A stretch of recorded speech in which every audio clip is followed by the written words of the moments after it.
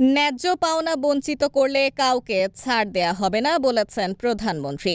মালিকদের বিলাসিতা কমিয়ে শ্রমিকদের দিকে বিশেষ নজর দেওয়ার আহ্বান জানিয়েছেন প্রধানমন্ত্রী শেখ হাসিনা।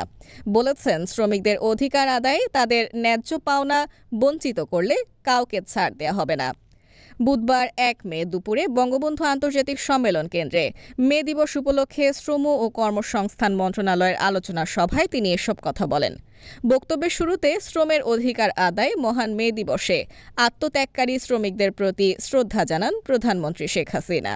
খেটে খাওয়া মানুষের ভাগ্য পরিবর্তনে আওয়ামী লীগের লক্ষ্য জানিয়ে প্রধানমন্ত্রী বলেন, শ্রমিকদের অধিকার আদায়ে তাদের ন্যায্য পাওনা বঞ্চিত করলে কাউকে ছাড় দেয়া হবে না।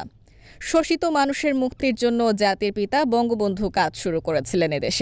দেশে মানুষের বৈষম্য তিনি দূর করতে চেয়েছিলেন। এই অঞ্চলে কোনো শিল্প কারখানা ছিল না। যুদ্ধের পর এই দেশ ছিল ধ্বংসপ্রাপ্ত। মা যেমন একজন রুগ্ন সন্তানকে লালন পালন করে সুস্থ করেন, তেমনি একটি ধ্বংসপ্রাপ্ত দেশ গড়ে তুলে শ্রমিকের কর্মসংস্থান সহ জীবন জীবিকার ব্যবস্থা করেছিলেন।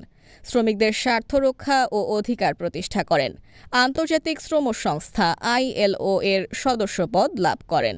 শেখ হাসিনা বলেন, কেউ যদি শ্রমিকদের ন্যায্য পাওয়া থেকে বঞ্চিত করে, সে যেই হোক না কেন, যত বড়ই হোক না কেন, যদি আন্তর্জাতিক খ্যাতিসম্পন্ন ব্যক্তি হয়, তবুও আমরা ছাড়ি না, ছাড়ব না।